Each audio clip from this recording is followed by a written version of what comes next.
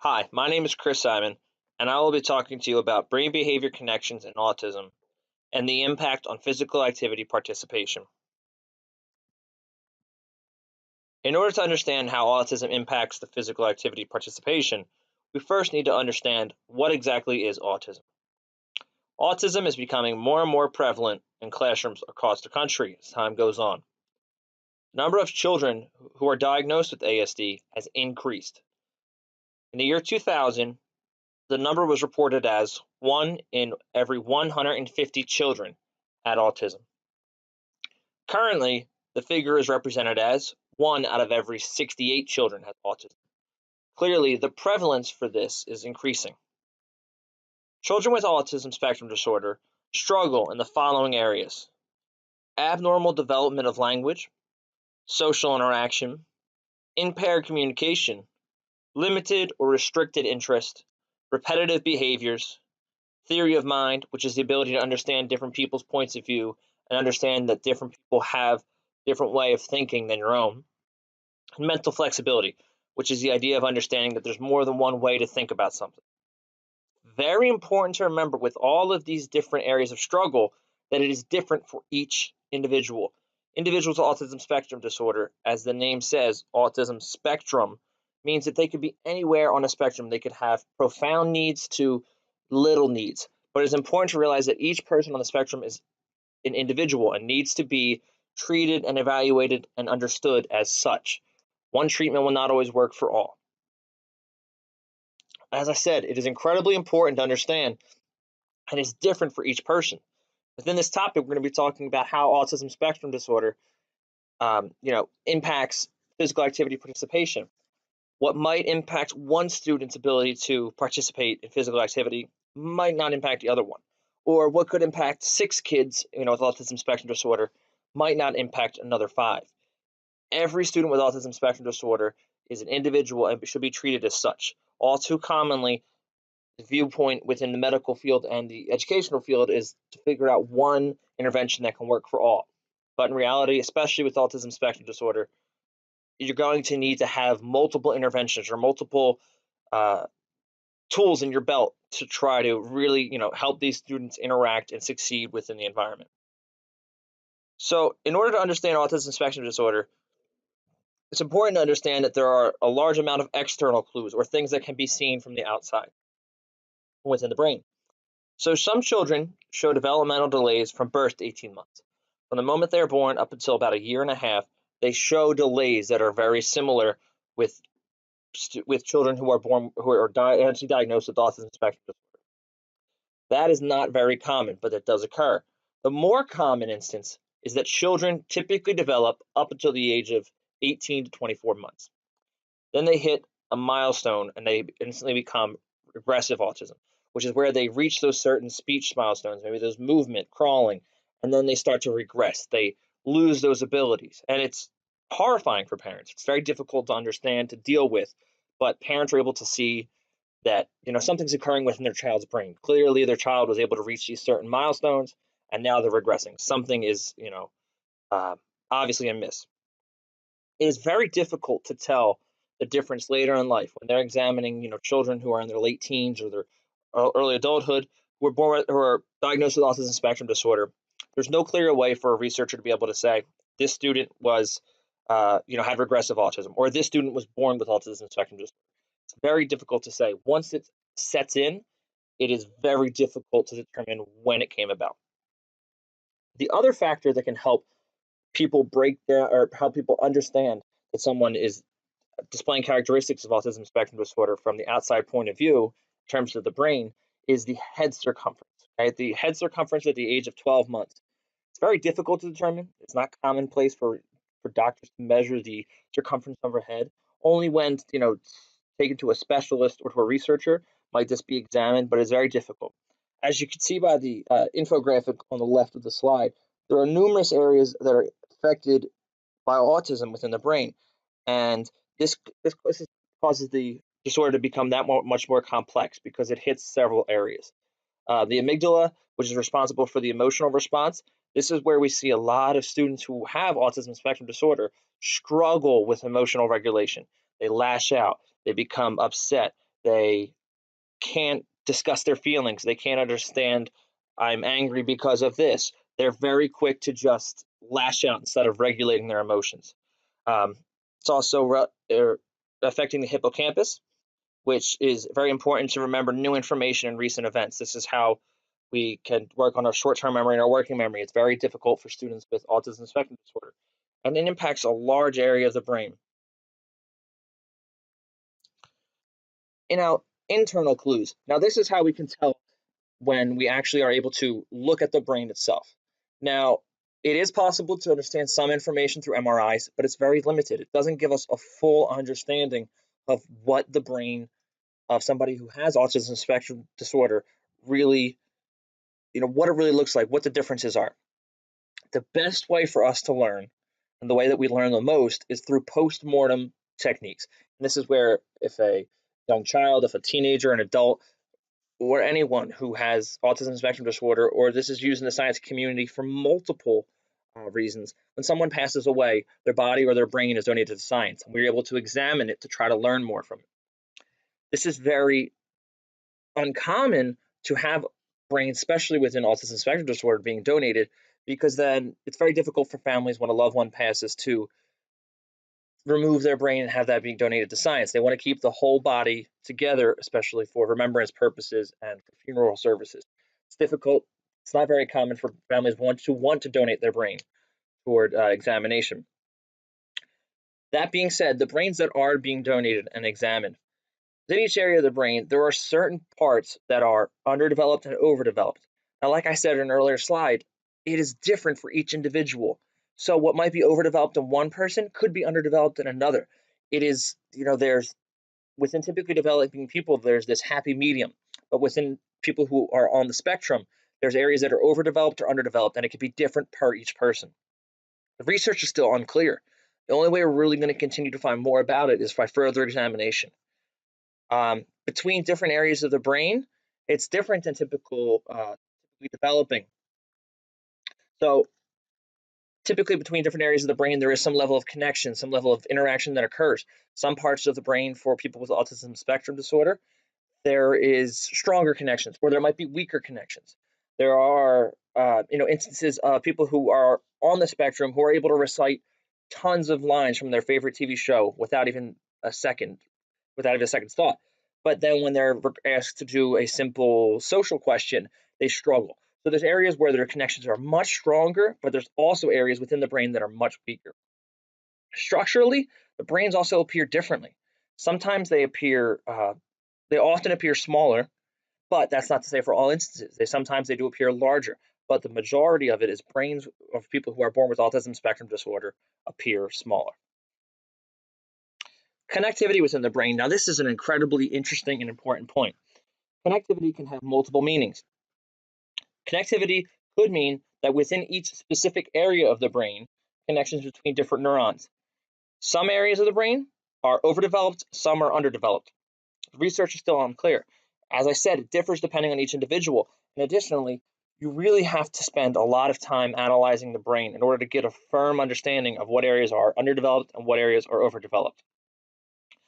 That being said, connectivity between the different areas of the brain, not only within a specific area, but within different areas, it is different than typically developing. If you look at the image on your left, this is an MRI done of a brain of somebody with autism spectrum disorder and a brain with somebody who is typically developing.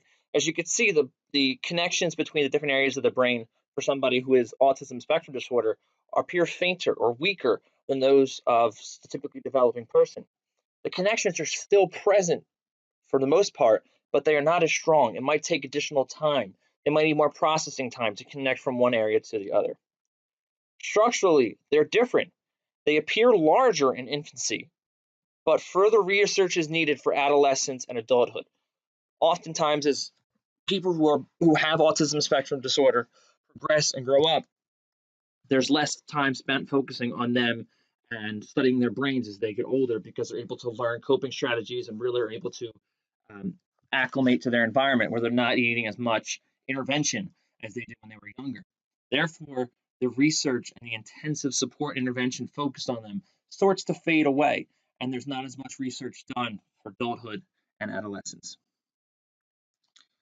Now, how does this impact a person? All these different structural differences, this connectivity within areas or between areas. The amygdala is larger in boys with ASD. One important piece that I did not mention earlier when I was talking about what exactly is autism is that autism spectrum disorder is much more common in boys than in girls. In boys, the amygdala is much larger, and this is associated with severe anxiety and worse social and communication skills. Now, this is where you'll see a lot of boys who have autism spectrum disorder who lash out, who are very anxious when meeting new people, who struggle with social situations, who maybe display more of the obvious characteristics associated with autism spectrum disorder than girls. The cerebellum is also larger in children with autism spectrum disorder. This is important because it is associated with motor movement, coordination, and balance. This is where you see a lot of people who stim, and that is the process of completing some kind of physical movement. It could be involving the flapping of the hands in front of the eyes, or the whirling of the head, or the spinning around. It is because of this cerebellum, I should say, that is either underdeveloped or overdeveloped, that needs that constant satisfaction, that you see this stimming, or this process where they're seeking that feedback from an outside source. Additionally, areas dealing with emotion, they are underdeveloped. They don't know how to regulate those areas of emotion. This is where we might see kids as they're growing up in a classroom, 2nd, 3rd, 4th grade, learning to share. They don't get access to what they want at the desired time. This is where we see the behaviors come out with the yelling, the hitting, the biting possibly, the self-injurious behavior. This is all coming back to that idea of the areas of the brain dealing with emotion, self-regulation, not being fully developed. Areas dealing with sensory, they are overdeveloped. Okay, these are the areas where dealing with input of loud noises, of smells, of sights, of touch. This area is so overdeveloped that it's almost impossible for students with autism spectrum disorder that have a high sensory need to really even focus on what's occurring around them. They're so distracted by their sensory needs that it's difficult to really focus upon what is happening in front of them. Now, it's important to note, this is a key point, larger parts of the brain does not mean that there is an increase in neurons. What a lot of research has found that examined through postmortem or through MRI research has found that even though these areas of the brain might be larger, that does not necessarily correlate with a larger increase in neurons. In fact, there might even be less neurons there. And neurons are incredibly important because that's how you make the connections in different areas. When you learn a new skill, new neurons are formed, and then that skill becomes something that is learned. Within students and children with autism spectrum disorder, those neurons aren't there for them to make those connections as readily as a typically developing student. Future research that is standardized and replicated is needed.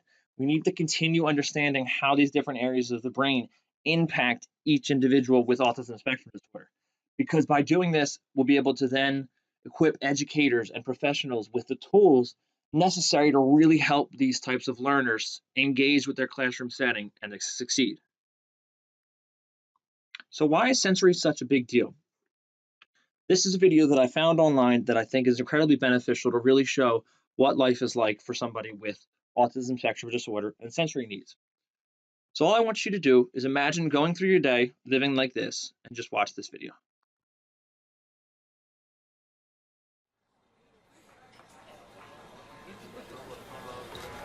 I can't wait for a coffee. Oh, hello, barista. What do you girls want? Skim soy latte? Taryn, soy can't be skim. Hot chocolate, orange juice? No, Dad, I want a coffee. Hot chocolate? Great. So, I was thinking of going to Sarah's later. Could you give me a ride? Yeah, sure. Are you cool with taking your sister? Yeah. Wait, what? I have my own plan. Carly. Okay, I'll see you tonight, okay?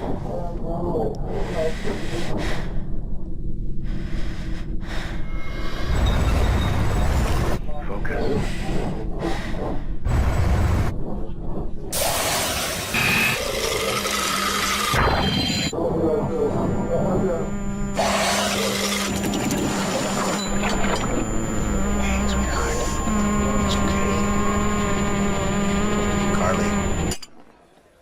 How can I help?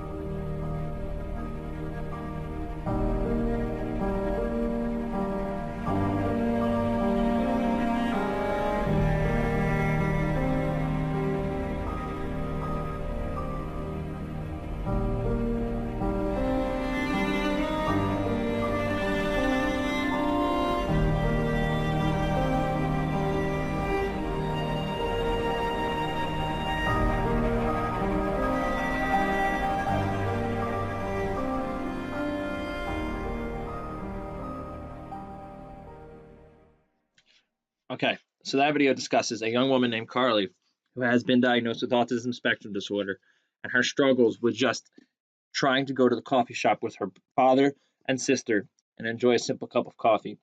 She's unable to really express that she even wants a cup of coffee um, due to communication needs. But as you can see, the sensory input coming in from that outside world, the coffee beans whirling, the door opening, cars driving by, the sun shining in. It is so overwhelming and distracting that Carly is unable to even focus on her father trying to answer her a simple question. These sensory needs are very common for our students with autism spectrum disorder. And it is because of these needs that we need to be really aware and open, trying to create environments that allow these students to still be a part of our classrooms. So, how sensory struggles often show themselves. Within classrooms, depending on the age group you are in, can really show themselves in a lot of ways. You could have, like the little girl on the left-hand side, screaming, yelling, covering their ears, trying to avoid the input. It's almost as if there's just too much coming in and you need to shut it off. Imagine having a TV on full volume in front of you, being unable to shut it off. What would you do to get away from it? It could also show itself from, as shown in the middle picture, exclusion. Students who with autism spectrum disorder who are unable to really regulate those sensory needs and deal with it often remove themselves from the groups to get away from it. They'll be excluded, they'll have confidence issues, depression, anxiety. All these things can dramatically increase if these sensory needs aren't really met. And lastly, it can also manifest itself as fighting or aggression taking out on someone else. While they're unable to deal with those needs by themselves, they try to find some way to get out of it. And a lot of that times that involves some sort of physical action, fighting, hitting, pulling someone else because they know they'll be removed from whatever that setting is. Why does this matter? I myself am an autistic support teacher at Hollicong Middle School in Central Bucks. I teach grades 7, 8, and 9. And on my caseload, I have 8 autistic support students within each grade. I have 8 autistic support students across grade levels. Each student takes a physical education class for each grade level. This is important because my school district places a huge emphasis on keeping all the students physically active. I do not do my job and try to create an environment of communication between my fellow colleagues as well as uh, other support professionals within the building to allow these students to join the classes, then I will be only furthering the negative nature of physical activity for students with autism spectrum disorder. So it's important to really understand, what does physical education look like for a typically developing student? When a typically developing student walks into a gym class or physical education class and is told, today we're going to learn about uh, the skills to play wiffle ball, and then we will play it. It involves numerous parts of their brain at once. It involves successful hand-eye coordination to be able to hit, throw the ball, catch the ball. It also involves the ability of social communication, to connect with their teammates, to cheer them on, to understand different conflicts that may arise throughout a game. It involves these areas also working together at once. Oftentimes, students are required to physically complete something while also communicating at once. For many students who are typically developing, these are like puzzle pieces naturally coming together. They smoothly connect with each other, building a happy bridge that allows the student to successfully complete this.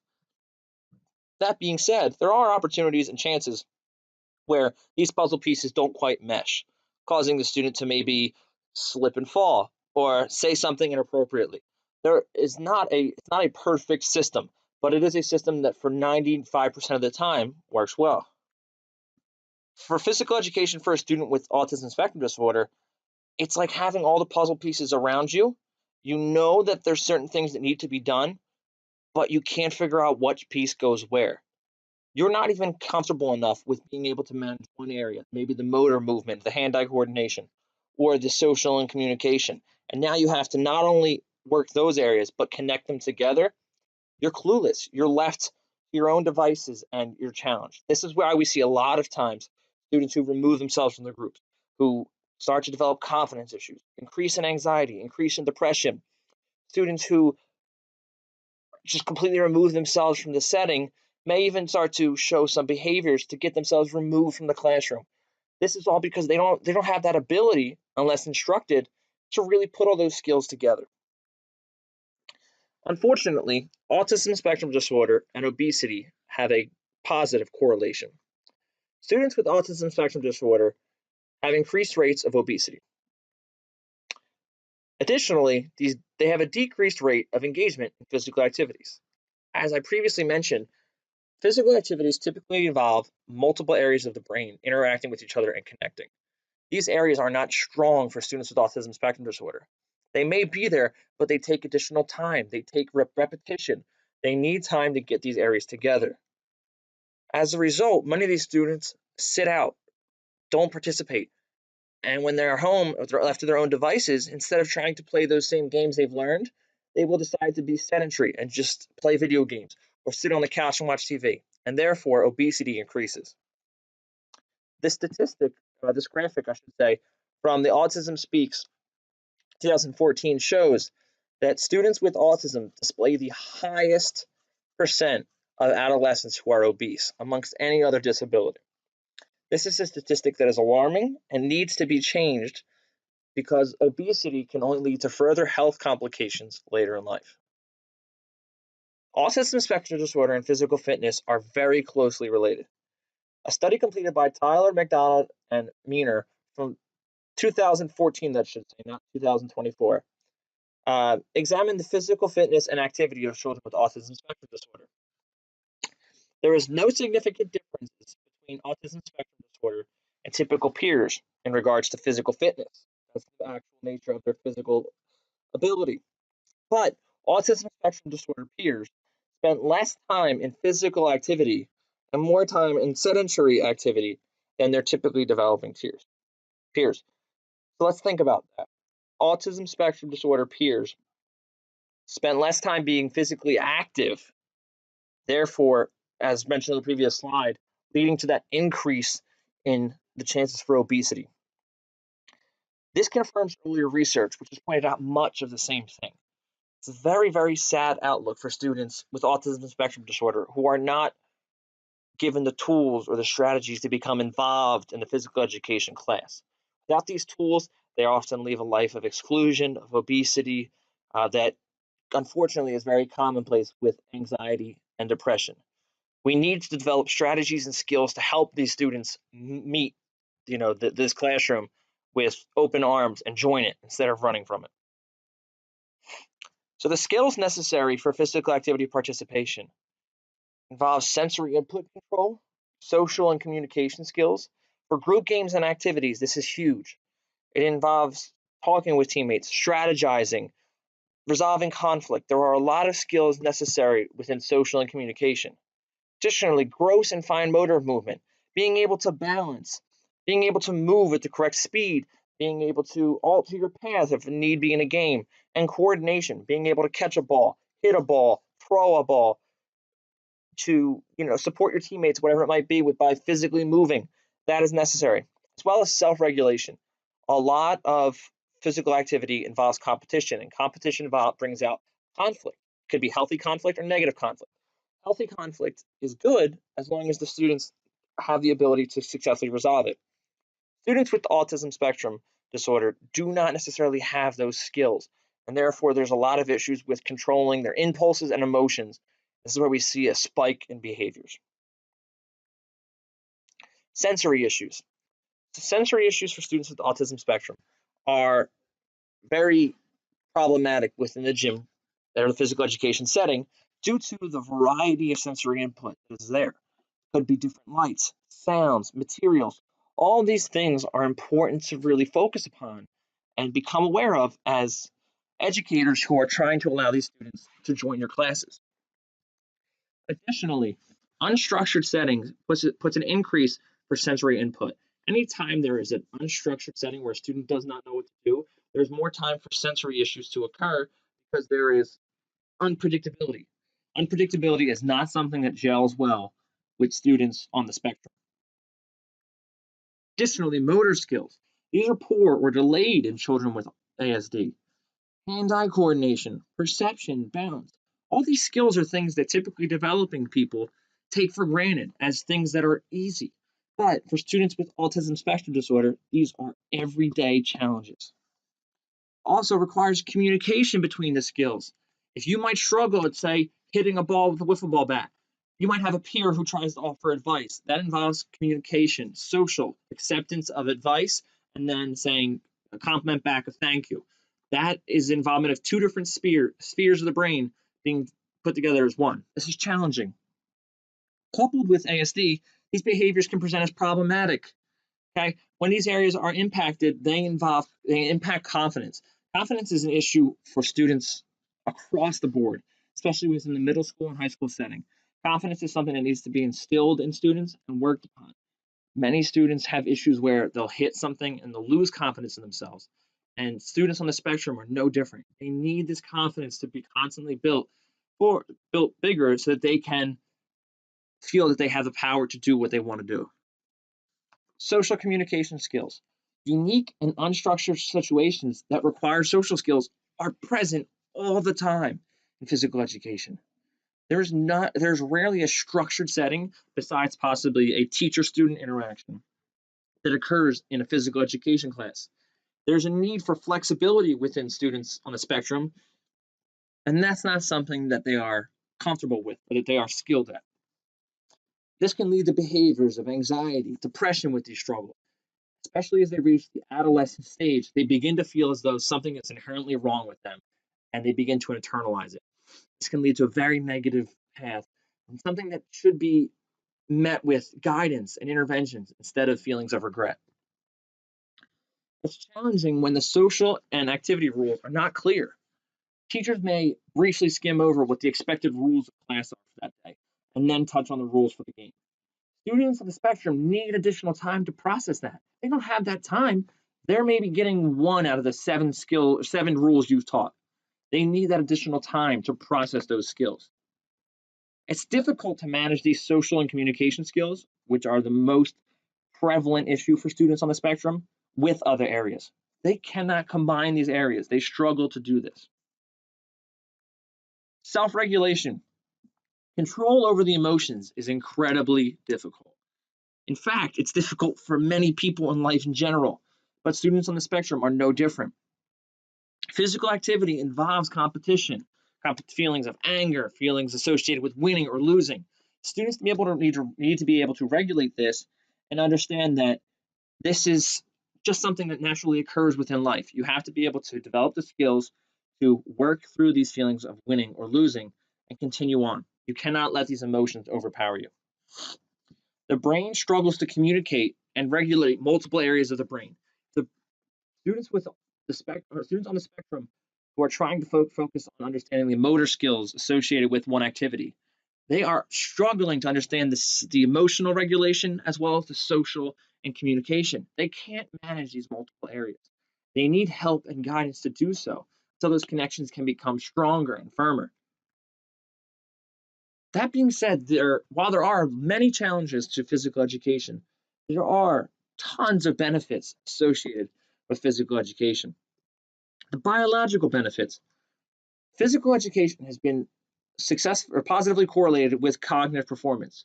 Students who engage in some type of physical activity are able to release stress, increase endorphins, and also perform higher on tests as measured by different research studies.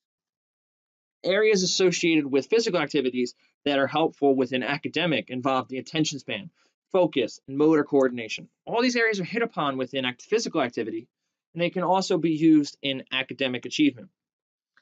Behavioral benefit, giving students the opportunity to expel some of that energy, to hit those areas of the brain that might be underdeveloped, overdeveloped within a physical setting, allows them to have those areas needs be met, therefore reducing the chance of a behavior coming out to try to get those needs met.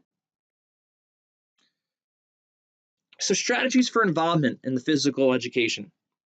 Lesson preview. This could be as simple as sending the autistic support teacher, special education teacher, meeting with the child the day before, whatever it may be, just to show them what the lesson for the day is, the next day will be. This allows them to understand the skills in advance, spend that whole next 24 hours thinking about that skill and working through it. Additionally, social stories, which explicitly lay out and create a visual representation of what the rules are for the students. These are great. Issues across the board can be addressed with social stories. They are a great area of, a great tool, I should say, that teachers can use when working with students on the spectrum. Additionally, if students are learning how to play tetherball, learning how to play badminton or tag, whatever it might be, you can preview the equipment that's going to be used the following day with the student in advance. This allows them to understand the feel of it, the touch of it, how it moves, how it sounds, what it looks like before they begin. The more opportunity they have to see things prior to that first day of class with their typically developing peers, the better. Additionally, if time allots, the opportunity to practice the skill before class is even better, giving them the opportunity to practice it in a safe environment where they can begin to develop those connections and really understand the skill prior to being with their peers allows them to feel more comfortable and more at ease.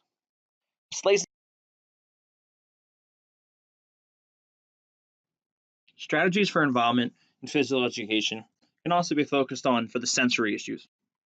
The use of a timer or a large clock to give students an awareness of how much time is left for a certain activity or for the entire lesson will help them break the sections of the class into manageable parts. Additionally, a visual schedule will allow them to see what the expected tasks for the day are. Auditorily, they struggle with really grasping all the concepts and understanding it, but presenting a visual schedule allows them to see it and be able to constantly reflect on it anytime they have an issue. Additionally, for the activities, students with autism spectrum disorder benefit from having clear boundaries marked out using, could be something as simple as colored tape, or it could be any kind of indicator that draws the classroom into different sections. If you have several students within the class that are on the spectrum and you know that you have equipment that allows you to do this, identifying students' equipment with a set color is also beneficial. If you have maybe a green scooter with a green hockey paddle and a green ball for them to use when you play roller hockey, that would be something great. You keep that for the student at all times, and they would be able to always know that is there. Theirs. The goal is to provide predictability and reduce anxiety. Anytime there's unknown, students on the spectrum begin to become anxious. The goal is to provide a routine that allows them to understand what is expected and then spend the majority of their focus on the task at hand.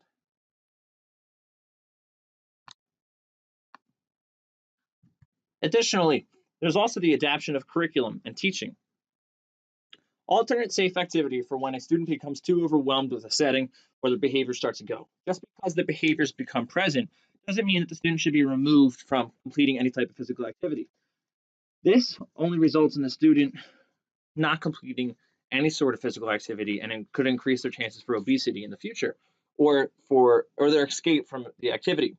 By creating a designated activity for them to complete whenever they have those problem behaviors, this will allow them a set routine to know, okay, if this is too much for me or my behaviors go, I can come over to this set area, complete this activity, still be doing some type of physical activity, but I will be in a setting where I cannot cause harm to peers or any other disruptions.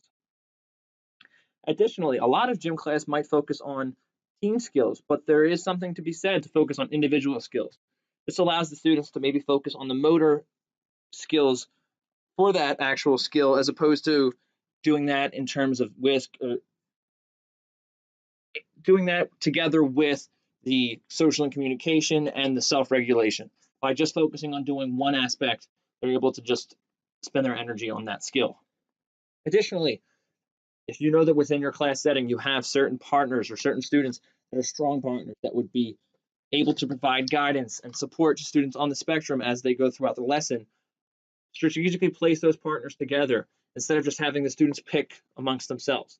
This will ensure that the students have a buddy system that allows them to help develop and mimic appropriate social skills and also um, act as a mentor in the future. Use explicit language associated with visual examples to really show the student, this is what I want, this is what it looks like, this is what I'm saying. Not avoid flowery language, avoid any kind of abstract thought, use concrete, explicit details. Additionally, if you use social stories to teach the skill prior to the actual class, build off of the social story to develop continuance and allow that student to become more comfortable. Overall, the important takeaways from this are that communication amongst professionals is key to really building an environment for students on the spectrum to excel. Knowing the student is also an incredibly important thing. Each student on the spectrum is different. And if you know your student well, then you will be able to develop the interventions and procedures that they need to succeed in regards to entering your classroom. Be open to trying new things. In addition to talking to your peers about what things they've done for the student, also feel free to try new things with the student, new interventions or practices or procedures that may allow the student to succeed. You won't know it until you try it. Continue your research and understanding how exactly autism spectrum disorder works so that you're able to understand the inner workings of it and you can build off of that to develop something for the student. Never give up, no matter how difficult it may be, no matter how many struggles you have or how many challenging days as a teacher. Never give up. Always continue. These are my references that I use for this presentation. Thank you for taking your time to enjoy my presentation. Have a great day.